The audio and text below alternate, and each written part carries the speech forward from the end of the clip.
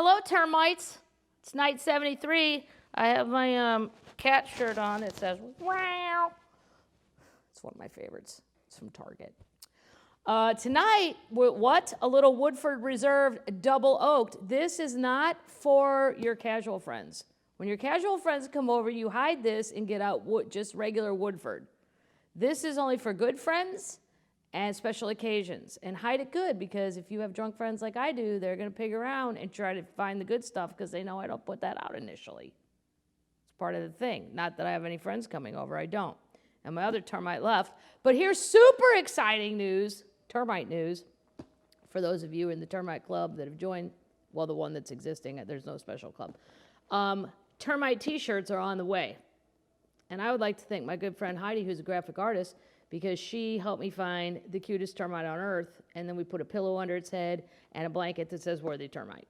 And I think we're going with white because it matches everybody's pajamas. Black, no, not too hot. It's summer. They'll be ready next week, I think. So that's what we're drinking. That's termite news for everybody who's a termite. And what else? I think you should watch Mucho Amor on Netflix about Walter Mercado. I'd like to thank my friend Gabriel Iglesias for telling me to watch that. It rendered me speechless. It's about a man that I would only describe as a Puerto Rican version of Liberace meets Siegfried and Roy meets the Psychic Hotline. Who was the astrologist? Jean Harris? Remember that? Jean Dixon. That's who I think was the astrology person. Anyway, that documentary, if you're bored for an hour and a half, I may have to rewatch it. There was so much to take in. His capes are fabulous. I can't even. All right. So, I'm also watching Yellowstone. What do you guys think about that? I like it, but it seems like, really? Could you guys really get away with all this in this day and age? I don't know. Kevin Costner needs to speak up and more clearly. Christ, I have the volume on like 50, and this is all I hear out of Kevin. And I like Kevin Costner, but there's I don't know, we're going to take him, horse it down. That's right. That's all I hear for every hour of I watch this show, and I'm into season 2 already. I have no idea what he said for 14 episodes. Where we left off, Tanya was drinking with Andy Gibb in New York. She's off in New York, and she's running wild. I know that sounds different. Page 193 for the nerd termites. I got you. All right. So she's talking to Andy, and he's very upset because he broke up with Victoria Principal. Do you all remember her? My father was a big fan. Always liked redheads. Really liked Jill St. John, too. Victoria was an updated version of Jill St. John. She was she on Dallas? Victoria Principal? I don't know. I didn't watch Dallas. Okay. So she said, hey, you got to get over this and get on with it, Andy. You're too talented to let a woman like this get you down.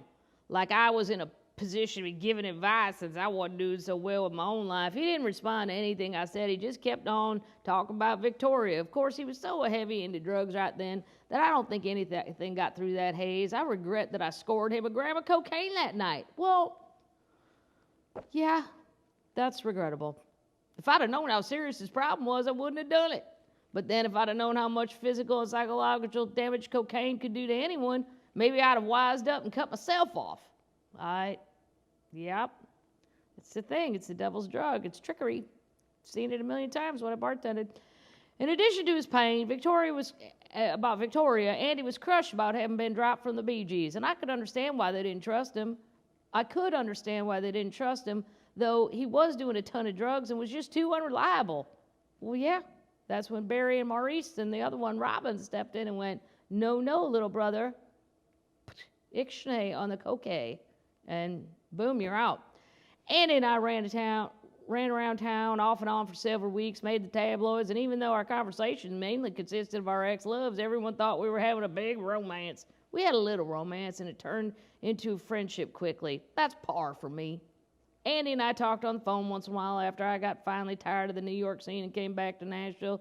Last time I talked to him was just a few months before his heart gave out on March 10th, 1988. The long years of drug use had taken their toll. Ironically, I was in a drug and alcohol rehab center at the Betty Ford Clinic when I learned the news. Chapter 40. That's how long we've all been pent up. And you know what? I don't know what's going on out in California, by the way. Bad termites. You were doing so good. I talked to my LA friends. They're behaving. First they said, well, the farm workers. I understand that. But we're through. That ain't that anymore. What's going on in Huntington Beach? Seen some super bad termites out of that place. I don't know, California. Hey, every day he threatens you with another lockdown. Better get your termite asses in order out there. You don't want to lock down again in August. Hello, heat. Whew. I was a grown woman before I realized that one of the things I'd missed out on by being a child star was the opportunity to develop long-term female friendships. I always felt like an adult. I was around adults much more than children, and my dreams were adult dreams about a career. Through my teens, I was on the road, surrounded by my family and band members, and then it seemed like the minute I got to be a grown-up woman in my early 20s, my world was dominated by the fast party life. Well, you're participating in it. A party life doesn't just come upon people, where I'm just sitting here going, I didn't leave this chair, and the next thing I knew, I was in a disco with cocaine in New York. No, I have to get out of the chair and go to New York to go to Studio 54. It doesn't just come upon. This is the disconnect that I don't understand sometimes with people.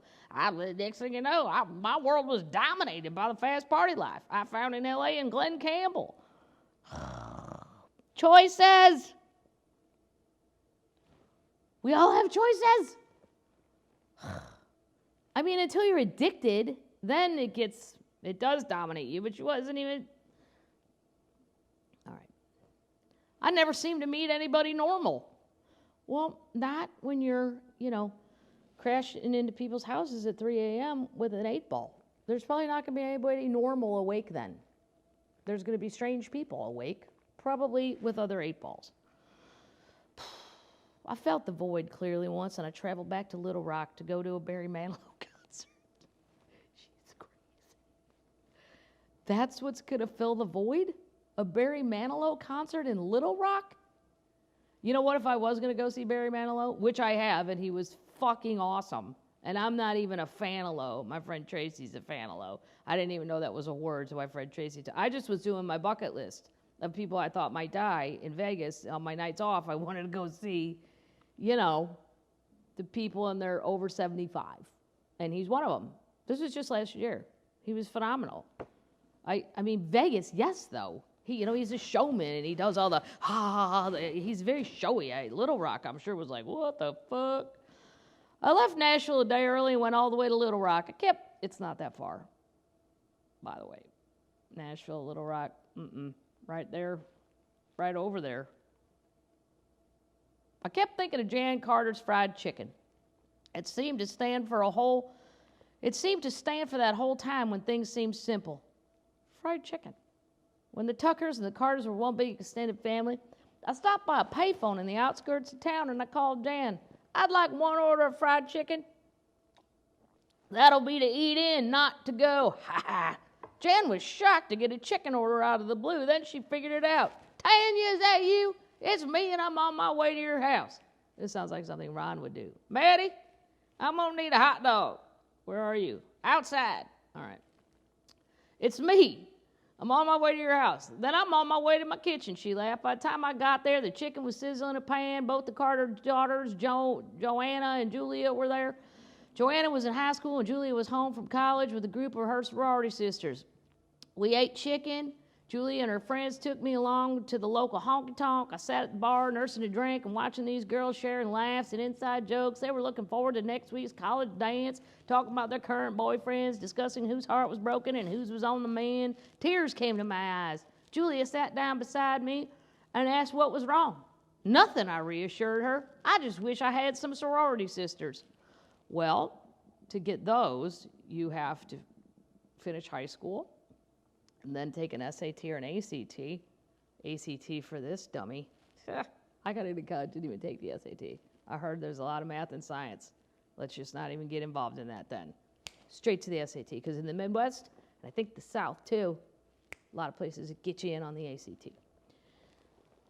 And then you'd have to go to college and join a sorority, and so on and so forth.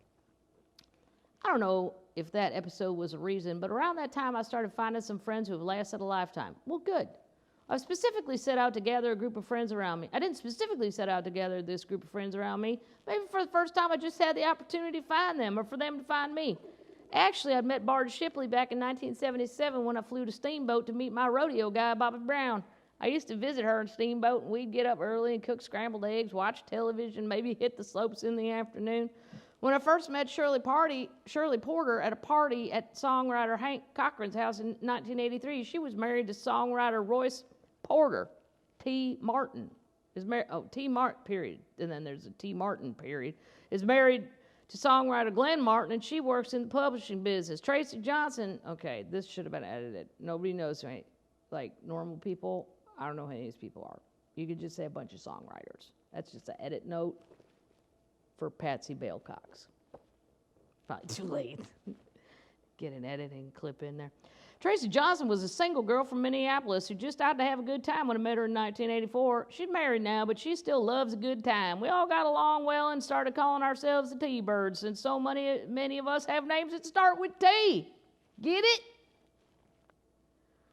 For the T-Birds, a good time doesn't necessarily mean a wild time. Well, now that's growth. That's progress. You don't have to be in New York at Studio 54 to have fun. No, you really don't. Matter of fact, that place didn't even ever look fun to me. But I'm not like I'm not a club kid. I'm a bar girl. I'm a saloon girl, if you will. We usually hook up out on the road when I'm playing shows. Sometimes it's just a few girls, and other times we can all make it to the gatherings. What we like to do is check into a big suite at a hotel, shop or swim in the pool during the day, and spend our evening having a few drinks in the clubs or at the hotel having a pajama party. All right. I think we see some progression in Tanya's life at this point. I'm not sure if she's still doing the buckets of cocaine, but she's made some new friends that seem less wild, probably than Andy Warhol and Andy Gibb. Probably stay away from the Andys in that era. Little nutty. What about Andy Williams? Too old. All right, termites. That was a lot of news in this episode. Glad to see you're all watching, because if those numbers go down, I don't want to be like Trumpy and threaten your asses, but if those numbers go down, Mama Termite quits. I don't want to, but they're staying good, so don't worry about that. And that's it. Still hot out there, most everywhere. Get your summer sheet, pull it up, tell yourself it's almost August. We're making it. Not very well. New Zealand's open. I don't know if y'all saw that. Wide open. We're not New Zealand, though. We're the goddamn United States of America. Apostrophe Merica. All right, termites, settle in. Know that you got something good to watch on Netflix when you're bored. Mucho, mucho amor. That's what he does. I love it. And tell yourself you're a good termite. Some of you are chubby termites. You've all confessed to that. The quarantine has made you chubby. That's all right. You can't leave your house anyway, for the most part. No one can see your chubbiness. Just get on it before, when the cases start declining, that's when you got to worry about it, because you're going to have to go out eventually. Pull your blanket up. Get your summer blanket. Tell yourself, I'm a good termite, worthy termite, even if I'm a chubby termite. I'm a worthy termite. And that's what I'm going to sign you off with. Night-night, termites.